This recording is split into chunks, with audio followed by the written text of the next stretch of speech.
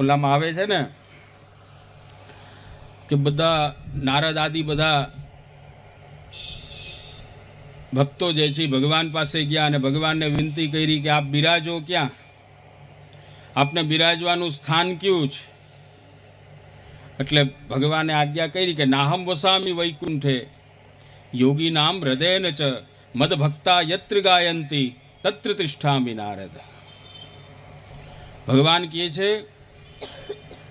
નાહમ વસામી વૈકુંઠે, વૈકુંઠમાં નથી, વૈકુંઠમાં ગોતવા આવો તો અહીંયા મારી પ્રાપ્તિ થતી નથી, અહીંયા હું નથી, અહીંયા કાયમી નથી, છે થોડીક વાર આવીને પાછા પધારી જાય છે.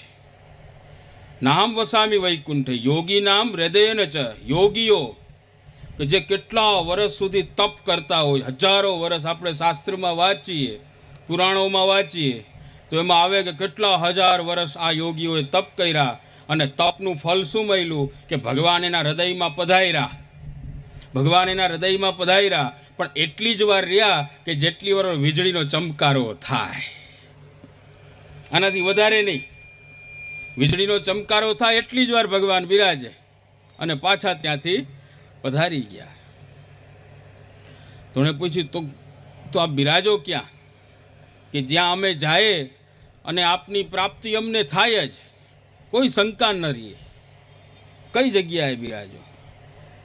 એટલે અહીંયા ભગવાન જ્યારે જવાબ દે ને એની પહેલાં તો પુષ્ટિ માર્ગના ભગવદીઓએ જવાબ આપી દીધો. પુષ્ટિ માર્ગમાં ભગવદીઓએ જવાબ દઈ દીધો કે ભગવાન ક્યાં છે.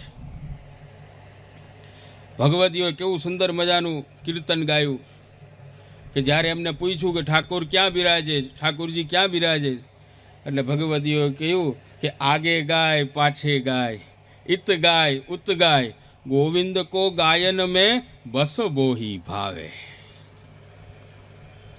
ઠાકોરજી ક્યાં બિરાજે છે કાયમી? તો ભગવદીઓ કહે છે કે ઠાકોરજી તો ગાયોથી ઘેરાયેલા બિરાજે છે. ભગવાન જ્યાં બિરાજે છે એની આસપાસ ચારેય બાજુ ગાયો છે, ચારેય બાજુ ગાયો છે.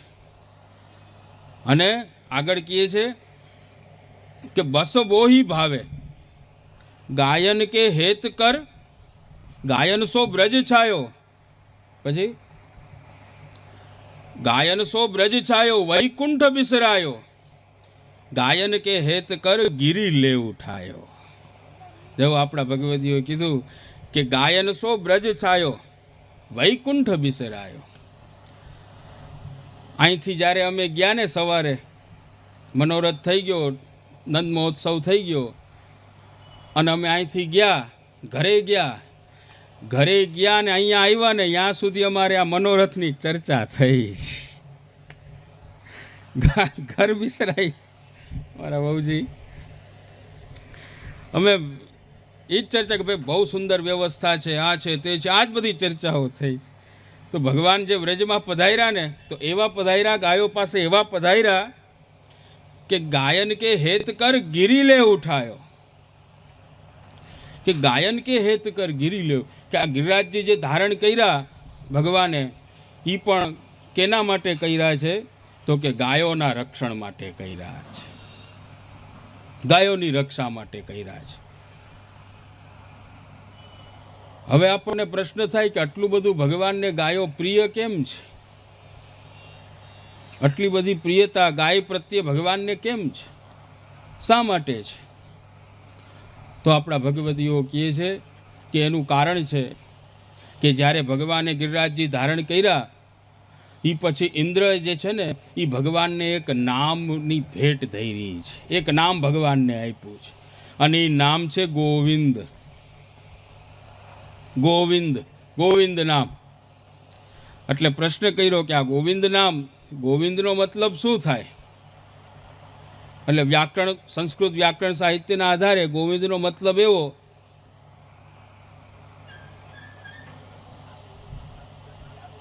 કે જેટલી પણ ઇન્દ્રિયો, ગો એટલે ઇન્દ્રિયો, એના ઇન્દ એટલે એના નિયંત્રણ કરવાવાળા, ઇન્દ્રિયો ઉપર શાસન કરવાવાળા, એનું નામ ગોવિંદ.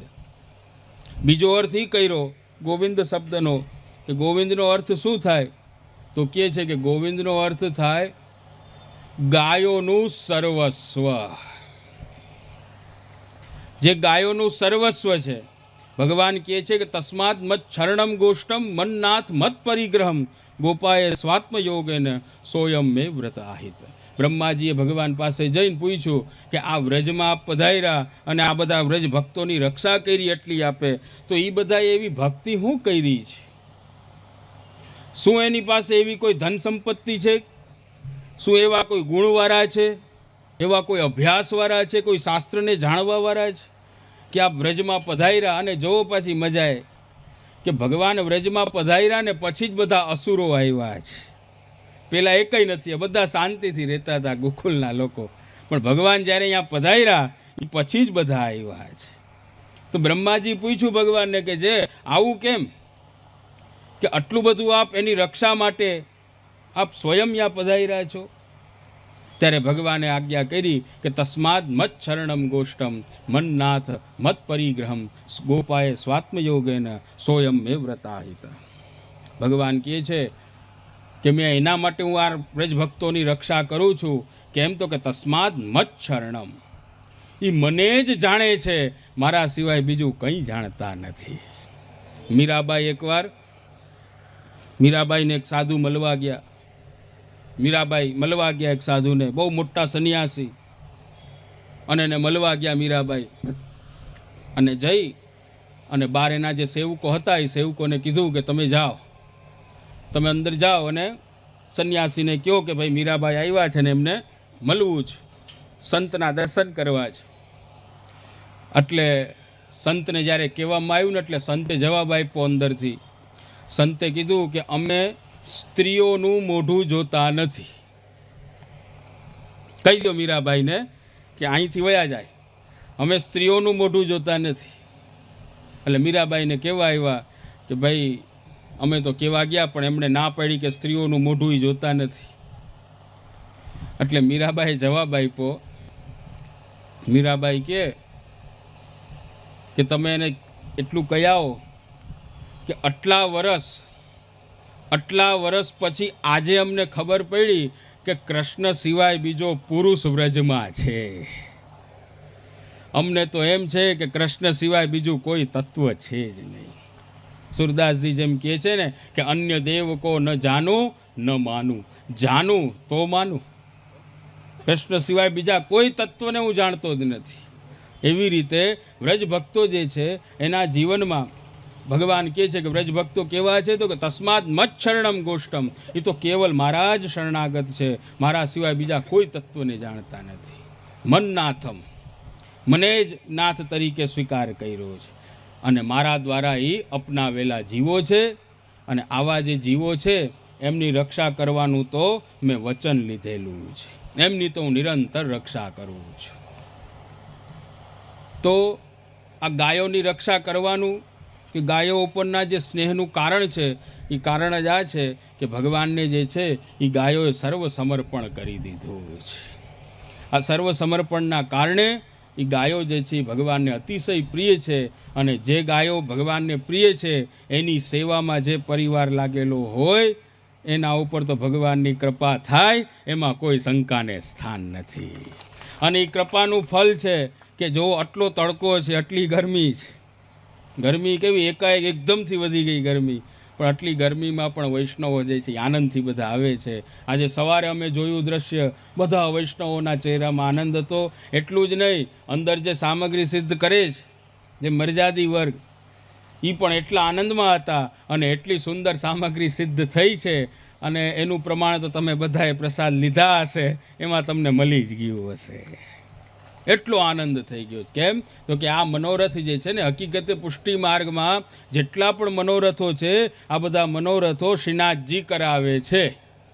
શ્રીનાથજી જ્યારે વૈષ્ણવોના હૃદયમાં પધારે ત્યારે વૈષ્ણવોની ઈચ્છા થાય કે અમારે જે છે એ આવી રીતે મનોરથ કરવો છે અને હરિ ગુરુ વૈષ્ણવ ત્રણેયને પધરાવી અને અમારે અલૌકિક આનંદ લેવો છે.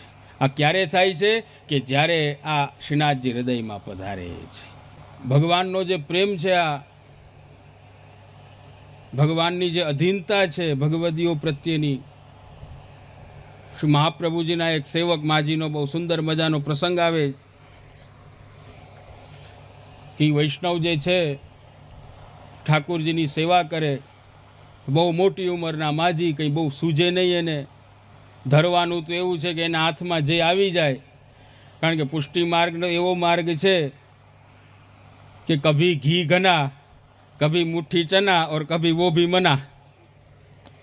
ભાઈ ક્યારેક તો ઘીની સામગ્રીઓ થતી હોય અને ઠાકોરજીના રોગ આવતા હોય. ક્યારેક ચણા હાથમાં આવ્યા, ભાઈ ઘી ના આવ્યું તો ચણા આવ્યા, તો ચણા ઠાકોરજીને ભોગ ધરી દીધા. અને ક્યારેક કાંઈ ના આવ્યું તો પાણી પણ ઠાકોરજીને ભોગ ધરીને સેવા કરી છે. ગદાધર દાસજી જેવા વૈષ્ણવ હોય તો એ રીતે પણ સેવા કરી છે. તો અહીંયા કહે છે કે જે ભગવદીય વૈષ્ણવ જે છે, હવે એના હાથમાં જે મોટી ઉંમરના માજી, હવે એને તો કંઈ હુજે નહીં, કાંઈ સેવા કરે ઠાકોરજીની આનંદથી સેવા કરે. હવે એક વખત એવું બન્યું કે ઠાકોરજી એને આજ્ઞા કરી કે ભાઈ તું મને છોડીને ક્યાંય જાતી નહીં, મારી પાસે જ રહે, મારી પાસે જ રહે. એટલે ઓલા કહે કે જે પણ તમારી સામગ્રી સિદ્ધ કરવા તો જાવું ને, રસોઈ બનાવવા તો જાવું ને. એટલે ઓલા વૈષ્ણવ કે ઠાકોરજી આજ્ઞા કરે કે ભાઈ સામગ્રી બનાવવા જા ને, યાય મને લઈને જા, તારા વગર તો મને ડર લાગે છે. એવા આધીન થઈ ગયા ભગવાન એના. હવે સમય ગયો, સમય જાતા જાતા એક વખત રાત્રિના માજી તો ઊંઘ કરતા હતા. હવે ઊંઘ કરતા કરતા જે છે ને કોકે ખખડાયો દરવાજો ખખડાયો ને, એટલે માજીએ પૂછ્યું કે તુમ કોનો, ભાઈ કોણ આવ્યા, કોણ છો? એટલે બહારથી અવાજ આવ્યો કે હું ગોવર્ધનનાથ આવ્યો છું. જવો વૈષ્ણવોની ઉપર કૃપા, જવો શ્રી મહાપ્રભુજીની, કે વૈષ્ણવોના તો ઘરમાં એ ઠાકોરજી અને વૈષ્ણવોના બહાર પણ ઠાકોરજી છે. એના ઘરની રક્ષા પણ ઠાકોરજી કરે છે. તો હવે એ તો ગોવર્ધનનાથજી પધાર્યા, અંદર બાલકૃષ્ણલાલજી બિરાજે. આજે ઘણી જે બોલ્યા બાલકૃષ્ણલાલજીની, તો અંદર બાલકૃષ્ણલાલ બિરાજે ને બહાર શ્રીનાથજી બિરાજે. હવે માજીને કીધું કે દરવાજો ખોલો, મારે આવું છે અંદર. તો માજી કે ભાઈ વાત એવી છે કે અંદર આવો, વાત સાચી, પણ મારા ઠાકોરજીને મૂકીને હું બહાર જાઉં, દરવાજો ખોલવા જાઉં તો ડરી જાય, એ મારો પ્રભુ ડરી જાય, એટલે હું છોડીને ના આવી શકું. આમ કીધું એટલે ઠાકોરજી તો પ્રસન્ન થઈ ગયા. પ્રસન્ન થઈને પોતે અંદર પધાર્યા. અંદર પધારી અને માજીને આજ્ઞા કરી કે માજી આજે માગી લે, તારે હું જોઈએ છે, જે તારે જોઈએ એ દેવા તૈયાર છું. એટલે માજીએ માગ્યું ભગવાન પાસેથી. માજી કે મારે એક જ વસ્તુ જોઈએ છે, જો તમારે દેવી હોય તો. ઠાકોરજી કે આજે તો માગી લે, તારે જે તું માગી મારે દેવું છે. તો એ કે મારે એટલી જ વસ્તુ જોઈએ છે કે મારા ગામમાં વાંદરા ઘણા છે. ભાઈ જતીપુરા ગામ ગોવર્ધન, ત્યાં તો વાંદરા, કે મારા ગામમાં વાંદરા ઘણા બધા છે અને મને આંખે સૂજે ઓછું, મને આંખમાં બહુ સૂજતું નથી અને મારી ઉંમર થઈ ગઈ છે. બસ તમારે કૃપા કરવી હોય તો એટલી કરી દો કે આ વાંદરાઓ આવી અને મારા ઠાકોરજીને પરિશ્રમ ના આપે. શ્રીનાથજી તો ત્યાં ને ત્યાં પાણી થઈ ગયા ભગવાન તો, કે આ માજી કેવા છે કે એને માગવાનું કહું છું તો એ મારા જ સુખનું માગે છે, પોતાના સુખનું કંઈ માગતા નથી. મને આવો જ અનુભવ આજે ભાઈ દ્વારા મને ખબર પડી કે જે મનોરથી પરિવાર છે એમણે એ વાત કરી કે ભાઈ અહીંયા જેટલા વૈષ્ણવ આવે એ બધાને અમારે મહાપ્રસાદ લેવડાવવો છે. જેટલા વૈષ્ણવ આવે બધાને મહાપ્રસાદ, કદાચ વધી પડે, ભાઈ વૈષ્ણવ કોઈ કારણોસર ઓછા આવે અને જો આપણે વધી પડે તો ફેંકવા માટે દેવા માટે તૈયાર છીએ, પણ અમારા અહીંયા આવનાર એકય વૈષ્ણવ ભૂખો ન જવો જોઈએ, એમને અમે પાતર પ્રસાદ લીધા વગર ન જવો જોઈએ, આવી એની ભાવના છે. અને એ ભાવના માટે તું નક્કી કહું છું કે એના હૃદયમાં શ્રીનાથજી પધારીને જ આ મનોરથ સિદ્ધ કરાયો. નકર આવી વાત નકર ભાઈ અમારા તો ભીતરિયા રાડું નાખતા હોય, ઘણી જગ્યાએ જાય ને એ તો રાડું નાખે કે ભાઈ આ તો દેતા જ નથી કાંઈ, કે આમાં બનાવવું કેમ. એની જગ્યાએ આટલી ભાવના એમના